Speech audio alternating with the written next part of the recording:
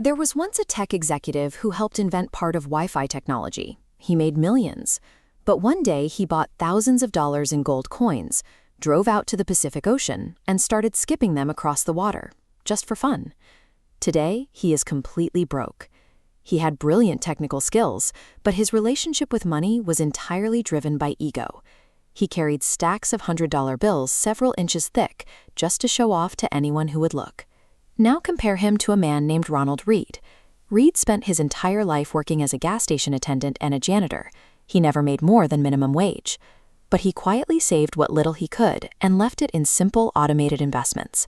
When he died, he left behind $8 million. In almost any other field, a person with no education or training could never outperform a highly trained expert. You will never see a high school dropout successfully perform heart surgery. But in finance, success depends on your behavior rather than your raw intelligence. If you want to build actual wealth, you don't need a higher IQ or a secret formula. You just need to look in the mirror, ignore society's obsession with status, and master a few basic habits of self-control. Imagine a guy drives past you in a $100,000 sports car. Your first thought is rarely about the driver. You don't look at him and think, wow, that person is incredibly successful and cool. Instead, you look at the car and imagine yourself sitting in the driver's seat. The person who bought the car thinks everyone is staring at them with admiration, but in reality, they are completely invisible. People are just using that expensive object to picture their own success. When you buy an expensive watch or a massive house to impress strangers, you are actively destroying your own net worth. Every dollar you spend to show people how much money you have is quite literally a dollar you no longer have. Real wealth is entirely invisible. It is the cars not bought, the first-class upgrades declined, and the flashy cars left on the dealership lot. Wealth is simply money sitting quietly in an account, growing in the background to give you options. Warren Buffett is often called the world's greatest investor.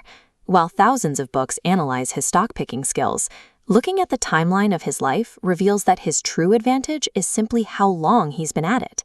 Look at this chart tracking Buffett's net worth over his lifetime. Out of his $84 billion fortune, $81.5 billion came after his 65th birthday. That massive curve at the end is compound interest at work. His money earns returns, and then those returns earn returns.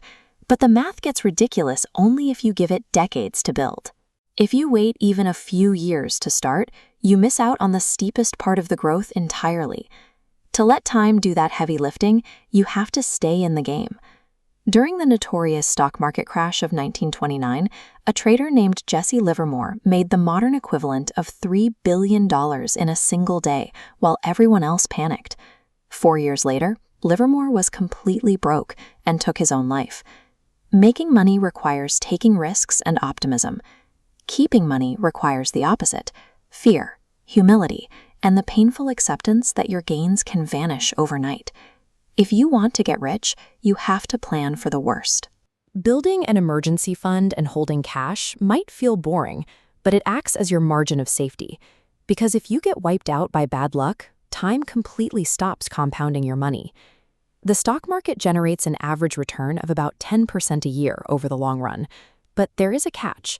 For roughly 94% of the time you own stocks, your portfolio will be below its all-time high. You will spend most of your life watching your money go down. This applies to individual decisions, too. Warren Buffett owned hundreds of stocks in his lifetime, but he made most of his money on just 10 of them. His investments were mediocre or outright failures 98% of the time. The massive wins on a tiny handful of ideas paid for all the losers. Market drops can feel like a penalty, leading many people to sell off their assets in a panic. They treat these fluctuations as proof of a mistake rather than a natural part of the process. Market volatility is the admission fee for entering the amusement park of long-term wealth. You have to hand over the cash and accept the ride to see the results. You cannot get the returns without experiencing the drops.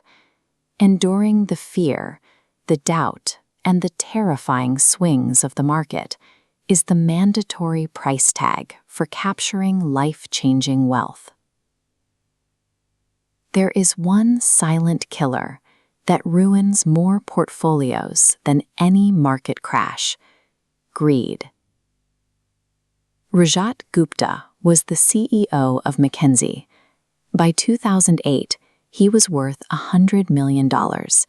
He had enough money that his great-grandchildren would never work a day in their lives. But Gupta sat on the board of Goldman Sachs, surrounded by billionaires, and decided $100 million wasn't enough. He used confidential board meetings to tip off a hedge fund buddy, making another $17 million.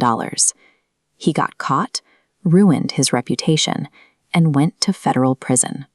He risked what he had and deeply needed just to get something he didn't have and didn't need.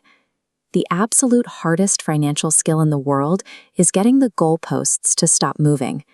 You see this happen everywhere. People with stable, well-paying jobs will risk getting fired for a shady side hustle, or they will take a perfectly solid retirement portfolio and gamble it on highly speculative investments just to chase a faster payout. Knowing when you have enough cannot buy happiness, but its greatest utility is giving you control over your own time. The highest dividend your money can ever pay is the ability to wake up every morning and say, I can do whatever I want today.